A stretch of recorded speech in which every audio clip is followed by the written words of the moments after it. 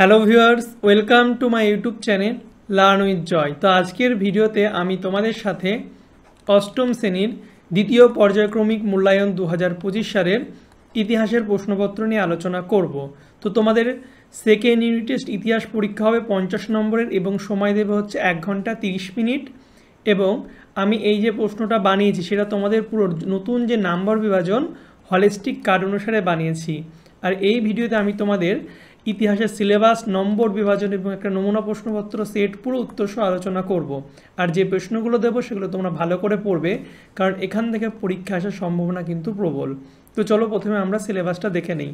তো তোমাদের সেকেন্ড ইউনিটের সিলেবাসের মধ্যে আছে হচ্ছে চতুর্থ অধ্যায় ঔপনিবেশিক অর্থনীতির চরিত্র, পঞ্চম অধ্যায় ঔপনিবেশিক শাসনের প্রতিক্রিয়া এবং ষষ্ঠ অধ্যায় জাতীয়তাবাদের প্রাথমিক বিকাশ। এই তিনটে চ্যাপ্টারই পরীক্ষায় আছে। এরপর তোমরা একটু নাম্বার প্যাটার্নটা দেখে নাও। তো তোমাদের দুটো এমসিকিউ আসবে ঔপনিবেশিক অর্থনীতির চরিত্র থেকে, তারপরে ঔপনিবেশিক শাসনের প্রতিক্রিয়া থেকে 4টে এবং জাতীয়তাবাদের প্রাথমিক বিকাশ থেকে 4টে। তো এই তোমাদের টোটাল 10টা এমসিকিউ আসবে। এবং 1 নম্বরের প্রশ্ন হচ্ছে প্রথম যে চ্যাপ্টার আছে সেখান থেকে 2টো, পরেরটা থেকে 4টে এবং তারপরেরটা থেকে 4টে, টোটাল 10টা হচ্ছে 1 নম্বরের প্রশ্ন আসবে এবং 10টায় লিখতে হবে। আর 2 নম্বরের প্রশ্ন প্রতিটা চ্যাপ্টার থেকে দুটো করে, টোটাল 6টা আসবে, 4টে করতে হবে। সেম 3 নম্বরের প্রশ্ন দুটো করে প্রতিটা চ্যাপ্টার থেকে থাকবে, 6টা থাকবে, 4টে করতে হবে।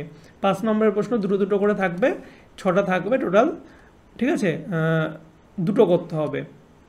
তো এটা হচ্ছে পর্ষদ থেকে দিয়েছে একটা নমুনা প্রশ্নপত্র, বিভিন্ন স্কুলের বিভিন্ন কিন্তু প্রশ্নের প্যাটার্ন হতে পারে। মোটামুটি এটাই তোমরা একটা ধরে আগাবে, ঠিক আছে। আমি সেই মতোই প্রশ্ন কিন্তু বানিয়েছি। ওকে, তো ভিডিওটা শুরু করার আগে বলবো, তোমরা যদি আমার YouTube channel learn with Joy subscribe না করে থাকো তো অবশ্যই সাবস্ক্রাইব করে পাশের যে বেল আইকন আছে সেটা টিপে নোটিফিকেশানটাকে অল করে দেবে। তাহলে আমি যখনই নতুন নতুন ভিডিও ছাড়বো তোমাদের কাছে সবার প্রথম নোটিফিকেশান চলে যাবে। তো চলো আজকের ভিডিওটা শুরু করি। আর এই ভিডিওটা অবশ্যই তোমরা বন্ধুদের সঙ্গে হোয়াটসঅ্যাপে শেয়ার করে দেবে। ওকে, তো চলো দেখতে পাচ্ছ প্রথমে এর দাগে আছে, একটা বলছে ভারতের প্রথম পাটের কারখানা গড়ে ওঠে। পাটের কারখানা গড়ে ওঠে কোথায়? রিষড়ায়। নেক্সট 2টা বলছে সত্যশোধক সমাজ গড়ে তোলেন। কে গড়ে তোলেন? জ্যোতিরাও ফুলে। নেক্সট বলছে আলিগড় অ্যাংলো ওরিয়েন্টাল কলেজ প্রতিষ্ঠিত হয় 1875 সালে।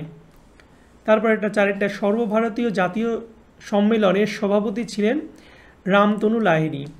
5 বলছে ভারতীয় কংগ্রেসের দ্বিতীয় অধিবেশন বসে হচ্ছে কলকাতায়। 6 চিরস্থায়ী বন্দোবস্ত প্রবর্তন করেন হচ্ছেন লর্ড কর্নওয়ালিস। এরপরে 7 নম্বর বলছে ভারতের রেলপথ নির্মাণ শুরু করেন কে? লর্ড ডালহৌসি। 8টা বলছে দাদন বলতে বোঝায় অগ্রিম অর্থ। 9টা বলছে ভারতের প্রথম আধুনিক মানুষ হচ্ছেন রাজা রামমোহন রায়। তারপরে 10টা দেখো বাংলা ভাষার প্রকাশিত প্রথম মাসিক পত্রিকা হলো, প্রথম মাসিক পত্রিকাটা হচ্ছে দিগদর্শন। 11টা বলছে অনুশীলন সমিতির প্রতিষ্ঠাতা ছিলেন হচ্ছে সতীশচন্দ্র বসু। তো হলো, এবার 12টা দেখো কত খ্রিস্টাব্দে বঙ্গভঙ্গ হয়? বঙ্গভঙ্গ হয়েছিল হচ্ছে 1905 খ্রিস্টাব্দে। তো এমসিকিউ শেষ হলো। এবার আমরা চলে যাবো শূন্যস্থান পূরণ বিয়ের দাগে। প্রথমটা বলছে আত্মীয় সভা প্রতিষ্ঠা করেন হচ্ছে রাজা রামমোহন রায়। 2টা আর্য সমাজ ড্যাশ প্রতিষ্ঠা করেন, আর্য সমাজের স্বামী দয়ানন্দ সরস্বতী প্রতিষ্ঠা করেন। 3 বলছে অনুশীলন সমিতি কে প্রতিষ্ঠা করেন? অনুশীলন সমিতি প্রতিষ্ঠা করেন হচ্ছে সতীশচন্দ্র বসু। তারপর একটা বলছে নাট্যভিনয় নিয়ন্ত্রণ আইন ড্যাশের আমলে পাশ হয়। তো নাট্যভিনয় যে নিয়ন্ত্রণ আইন আছে নাট্যভিনয়, সেটা হচ্ছে বড়লাট নর্থব্রুক এর আমলে কিন্তু পাশ হয়। তারপরে 6টা বলছে নিচের প্রশ্নগুলির উত্তর দাও। 1টা বলছে 10 সালা বন্দোবস্ত কে চালু করেন? তো এটা হচ্ছে লর্ড কর্নওয়ালিস। তারপর একটা দাক্ষিণাত্য হাঙ্গামা কবে হয়েছিল? 1875 খ্রিস্টাব্দের 12ই মে। নীল বিদ্রোহ কবে হয়েছিল? নীল বিদ্রোহ হচ্ছে 1959 থেকে 60 খ্রিস্টাব্দে। দামিনী কোহ কথার অর্থ কি? পাহাড়ের প্রান্তদেশ মানে হচ্ছে দামিনী কোহ কথার অর্থ। এরপরে 5টা বলছে সিপাহী বিদ্রোহের প্রথম শহীদ কে ছিলেন? সিপাহী বিদ্রোহের প্রথম শহীদ ছিলেন হচ্ছে মঙ্গল পাণ্ডে। তারপরে দেখো 6টা বলছে হিন্দু মেলার প্রতিষ্ঠাতাকে? হিন্দু মেলার প্রতিষ্ঠাতা হচ্ছে নবগোপাল মিত্র। 6টা বলছে CN ঠাকুর কার ছদ্মনাম? CN ঠাকুর হচ্ছে রাসবিহারী বসুর। তারপর হচ্ছে উলগুলান কথার বাংলা অর্থ কি? উলগুলান কথার বাংলা অর্থ হচ্ছে ভয়ঙ্কর বিশৃঙ্খলা। তারপর হচ্ছে মহাবিদ্রোহের প্রথম গভর্নর জেনারেল কে ছিলেন? মহাবিদ্রোহের প্রথম গভর্নর জেনারেল ছিলেন লর্ড ক্যানিং। 10 এটা বলছে বেঙ্গল গ্যাজেট সাম্পাদিক পত্রিকাটি কে প্রতিষ্ঠা করেন? এটা উমেশচন্দ্র বন্দ্যোপাধ্যায় হচ্ছে বেঙ্গল গ্যাজেট যে সাপ্তাহিক পত্রিকা সেটা প্রকাশ করেছিলেন। এবার দেখো ডিএর দাগেরগুলো করবো, নিজের প্রশ্নগুলো উত্তর দাও, যে কোনো 5টি 2 নম্বর করে।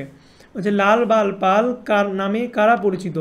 তো লাল রাজপথ রায়, বাল দিয়ে হচ্ছে বাল গঙ্গাধর তিলক জিপথ, এবং পাল দিয়ে হচ্ছে বিপিন চন্দ্র পাল। এদের 3 জনকে লাল বাল পাল বলে অভিহিত করা হতো। সূর্যাস্ত আইন বলতে কি বোঝো? তো 1793 সালের চিরস্থায়ী বন্দোবস্তের চুক্তির মধ্যে একটি রীতি ছিল, নির্দিষ্ট দিনে সূর্যাস্তের পূর্বে রাজস্ব জমা দিতে হবে। নির্দিষ্ট সময়ে রাজস্ব জমা দিতে ব্যর্থ হলে জমিদার তার জমিদারি হারাবেন বলে উল্লেখ করা হয়। চিরস্থায়ী বন্দোবস্তের এই রীতি সূর্যাস্ত আইন নামে কিন্তু সর্বাধিক পরিচিত ছিল। এরপরে 3এরটা দেখো, বলছে অবশিল্পায়ন কাকে বলে? তো 1813 খ্রিস্টাব্দের পর থেকেই কোম্পানির হাতে ভারতের বাজারের একচেটিয়া অধিকার চলে যায়। ধীরে ধীরে বিভিন্ন ব্রিটিশ পণ্য ভারতে আমদানি করা হতে থাকে। ভারতীয় শিল্প ক্রমশ কঠিন থেকে কঠিনতর প্রতিযোগিতা ও বাধার সম্মুখীন হয়। দেশীয় শিল্পগুলি ক্রমশ ধ্বংস হতে থাকে, একে বলে অবশিল্পায়ন। এরপরে 4টা বলছে হিউম ডাফরিন ষড়যন্ত্র তত্ত্ব বলতে কি বোঝো? তো হিউম ডাফরিন ষড়যন্ত্র বলতে বোঝায় হিউম ও ডাফরিনের ষড়যন্ত্রেই নাকি জাতীয় কংগ্রেসের প্রতিষ্ঠা হয়েছে। হিউমের জীবনীকার ওয়েডারবানের জাতীয় কংগ্রেস প্রতিষ্ঠার এই তথ্য হিউম ডাফরিন ষড়যন্ত্র তত্ত্ব নামে পরিচিত। নেক্সট 5এরটা বলছে চিরস্থায়ী বন্দোবস্তের 2টি ত্রুটি লিখতে হবে, উল্লেখ করো। তো ত্রুটি দেখো, প্রথমটা হচ্ছে সরকারের লোকসান। সরকারের রাজস্ব নির্ধারণ সুনির্দিষ্ট হওয়ার ফলে ভবিষ্যতে রাজস্ব থেকে সরকারের আয় বৃদ্ধির সম্ভাবনা বন্ধ হয়ে যায়। 2 হচ্ছে কৃষকদের দুরবস্থা। তো জমিদাররা কৃষকদের ওপর প্রবল অত্যাচার চালিয়ে নির্ধারিত রাজস্ব এর চেয়ে অনেক বেশি রাজস্ব আদায় করার ফলে কৃষকদের অবস্থা কিন্তু খুবই করুণ হয়ে ওঠে। তো এই ছিল। এবার 6টা দেখুন, 2জন নরমপন্থী ও চরমপন্থী নেতার নাম। তো নরমপন্থী হচ্ছে শুভেন্দ্রনাথ ব্যানার্জি এবং উমেশচন্দ্র ব্যানার্জি, আর চরমপন্থী হচ্ছে বাল গঙ্গাধর তিলক আর বিপিন চন্দ্র পাল। তো 2 নম্বরগুলো হলো। এবার দেখব 3 নম্বরের প্রশ্ন। তো দেখো 3 নম্বরের প্রশ্ন প্রথম আছে রাউতওয়ারি বন্দোবস্তের বৈশিষ্ট্য লেখো। তো রাউতওয়ারি বন্দোবস্তের বৈশিষ্ট্য হচ্ছে রাউতওয়ারি ব্যবস্থায় রাউতকে জমিতে স্থায়ী অধিকার না দিয়ে তাকে 30 থেকে 40 বছরের দীর্ঘমেয়াদী শর্তে জমি বন্দোবস্ত দেওয়া হতো। এই ব্যবস্থার প্রধান বৈশিষ্ট্যগুলি হলো: 1. মধ্যস্থভোগীর অনুপস্থিতি। রাউতওয়ারি বন্দোবস্ত সরকার ও কৃষকের মাঝখানে কোনো জমিদার বা মধ্যস্থভোগী শ্রেণীর অস্তিত্ব ছিল না। এবং 2 হচ্ছে জমির শ্রেণীবিভাগ। রাউতওয়ারি ব্যবস্থায় জমি জরিপ করে কৃষকদের জমি বন্দোবস্ত দেওয়া হয় এবং উৎপাদনের ভিত্তিতে জমিকে 9টি শ্রেণীতে বিভক্ত করা হয়। নেক্সট 3 নম্বর হচ্ছে জমির মালিকানা। এই ব্যবস্থায় কৃষকের হাতে জমির মালিকানার অধিকার দেওয়া হয়নি, জমির সম্পূর্ণ মালিকানা ছিল সরকারের হাতে। আর 4 হচ্ছে রাজস্বের হার। রাউতওয়ারি ব্যবস্থায় রাজস্বের হার খুব বেশি ছিল এবং সাধারণত 30 বছর পর পর এই হারের পরিবর্তন করা হতো। ওকে, তো এগুলো একটু বাদ, এগুলো তোমাদের করার দরকার নেই। তো নেক্সট দেখো, নেক্সট 2টা হচ্ছে মহাবিদ্রোহের প্রত্যক্ষ কারণ কি ছিল। তো মহাবিদ্রোহের প্রত্যক্ষ কারণ হচ্ছে 1857 খ্রিস্টাব্দের বহু বছর আগে থেকেই বিভিন্ন রাজনৈতিক, অর্থনৈতিক, সামাজিক, ধর্মীয় ও সামরিক কারণে সিপাহীদের ক্ষোভ ক্রমশ পুঞ্জীবিত হচ্ছিল। ঠিক সেই সময়ে এনফিল্ড রাইফেল নামে এক নতুন ধরনের রাইফেলের প্রবর্তন তাদের ক্ষোভের আগুনে ঘিতাহিত দেয়। এনফিল্ড রাইফেলে যে কার্তুজ ব্যবহার করা হতো তার খোলসটি দাঁতে কাটে রাইফেলে ভরতে হতো। গুজব রটে যায় যে এই কার্তুজে গরু ও শুয়োরের চর্বি মেশানো আছে।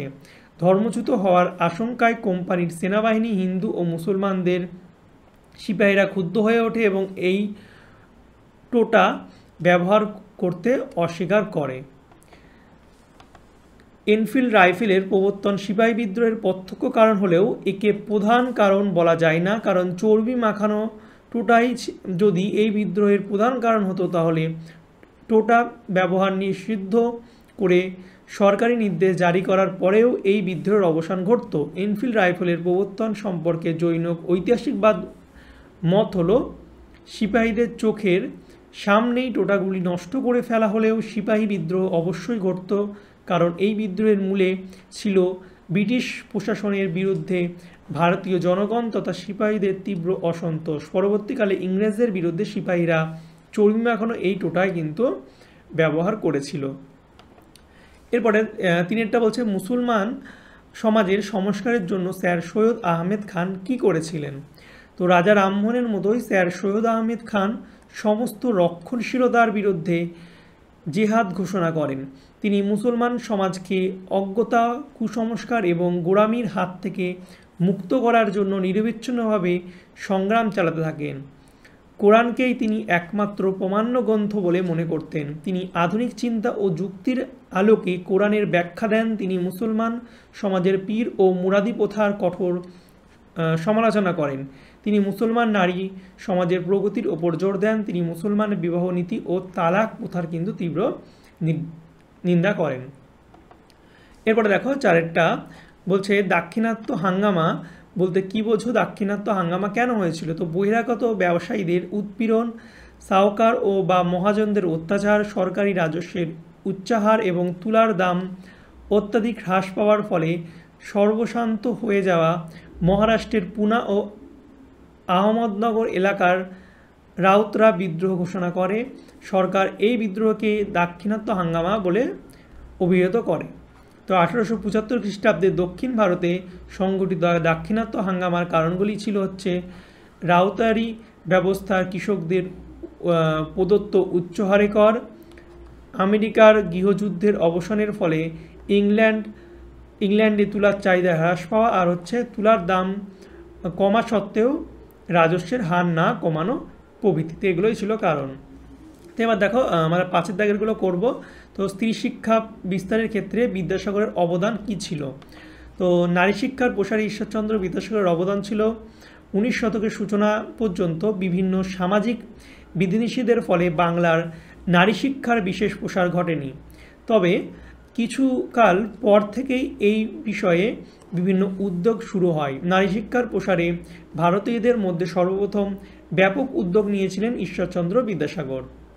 তো বিদ্যাসাগরের উপলব্ধি হচ্ছে ঈশ্বরচন্দ্র বিদ্যাসাগর উপলব্ধি করেন যে নারী জাতির উন্নতি না ঘটলে বাংলার সমাজ ও সংস্কৃতির প্রকৃত উন্নতি সম্ভব নয়। সমাজের উন্নতির জন্য নারীদের মধ্যে শিক্ষার ব্যাপক প্রসার ঘটানো দরকার। প্রাথমিক উদ্যোগ মেয়েদের জন্য স্কুল প্রতিষ্ঠায় বিদ্যাসাগরের প্রথম গুরুত্বপূর্ণ উদ্যোগ ছিল কিং ড্রিঙ্ক ওয়াটার বিটনের সঙ্গে যৌথভাবে কলকাতায় 1849 খ্রিস্টাব্দে হিন্দু বালিকা বিদ্যালয় বর্তমানে বেথুন স্কুল প্রতিষ্ঠা। বিদ্যাসাগর 1857 খ্রিস্টাব্দে বর্ধমান জেলার মেয়েদের জন্য একটি বিদ্যালয় প্রতিষ্ঠা করেন। এছাড়া স্ত্রী শিক্ষা বিধায়িনী সম্মিলনী তিনিও প্রতিষ্ঠা করেন। তো এই পয়েন্টগুলো তোমরা একটু দেখে নেবে। এরপরে যে পয়েন্টটা লিখেছি সেটা হচ্ছে ভগবতী বিদ্যালয় প্রতিষ্ঠা। তোমরা এই পয়েন্টগুলো দেখে নেবে এবং লাস্টে উপসংহার। তো এইভাবে তোমরা লিখলে ফুল 5-এর মধ্যে 5 পাবে। তো নেক্সট দেখো হচ্ছে মল্লে মিন্টো সংস্কার আইনের মূল্যায়ন করো। তো দেখো এখানে হচ্ছে সূচনা দিয়েছি ভারত সচিব জন মল্টে এবং গভর্নর জেনারেল লর্ড মিল্টোর মিলিত উদ্যোগে 1909 খ্রিস্টাব্দে ভারতে যে শাসনতান্ত্রিক সংস্কার প্রণয়ন করা হয়েছিল তা মল্টে মিন্টো সংস্কার আইন নামে পরিচিত। তো পটভূমিকা হচ্ছে সমকালীন কিছু ঘটনা মল্টে মিন্টো সংস্কার আইন প্রণয়নের পটভূমি তৈরি করেছিল। যেমন 1 নম্বর হচ্ছে 1907 খ্রিস্টাব্দে কংগ্রেসের ভাঙনকে কাজে লাগিয়ে চরমপন্থীদের দমন করা ও নরমপন্থীদের কিছু দাবি মেনে নিয়ে তাদের গ্রহণযোগ্যতা বৃদ্ধি করা। আর 2 হচ্ছে মুসলিম লীগের মতো রাজনৈতিক দলকে উৎসাহ দিয়ে হিন্দু মুসলমান ঐক্য বিনষ্ট করা। এরপরে 3 নম্বর হচ্ছে মুসলিম লীগ নেতা আগা খানকে প্রদত্ত লর্ড মিল্টোর প্রতিশ্রুতি রক্ষা করা। আর 4 হচ্ছে ভারতীয়দের স্বায়ত্তশাসকের দাবির কিছুটা মেনে নেওয়া এবং আইনের মূল বক্তব্য দেখে নেবে। 3টে পয়েন্ট আছে 5টা। এরপরে মূল্যায়ন। তো এইভাবে তোমরা আমি যেভাবে লিখেছি সেভাবে উত্তরগুলো লিখবে। ওকে, তো এই ছিল তোমাদের ক্লাস 8 সেকেন্ড ইউনিট টেস্ট ইতিহাসের একটা নমুনা প্রশ্নপত্র এবং তার উত্তর এবং যে প্রশ্নগুলো দিয়েছি সেটা ভালো করে পড়বে। এখান থেকে পরীক্ষা আসার সম্ভাবনা কিন্তু প্রবল। আর আমি কিন্তু বাকি সাবজেক্টেরও ভিডিও বানাই দিয়েছি, সেগুলো তোমার ডেসক্রিপশন বক্সে লিঙ্ক পেয়ে যাবে, সেখান থেকে দেখে নেবে। আর তোমরা যদি এই পিডিএফটা লাগে কারো, তো অবশ্যই ডিসক্রিপশন বক্সে আমি লিঙ্ক দিয়ে দিয়েছি, সেখানে তোমরা আমার হোয়াটসঅ্যাপ আর টেলিগ্রামে লিঙ্ক পেয়ে যাবে, জয়েন হয়ে যাবে। নাম হচ্ছে লানুজ জয়। এছাড়া যারা পিডিএফ কিনতে চাও তারা আমাকে হোয়াটসঅ্যাপ এসএমএস করবে বাই পিডিএফ বলে, ওকে। ডিসক্রিপশন বক্সে লিঙ্ক দেওয়া আছে, ঠিক আছে। সেখানে কিউআর কোড দিয়ে দেবো, তোমরা 10 টাকা পেমেন্ট করবে, পিডিএফ পেয়ে যাবে। পিডিএফের দাম হচ্ছে 10 টাকা, মাত্র 10 টাকা, ওকে। ওকে, তো চলো বাই, দেখাবে তোমাদের সঙ্গে পরের একটা ভিডিওতে। Thank you for watching my videos.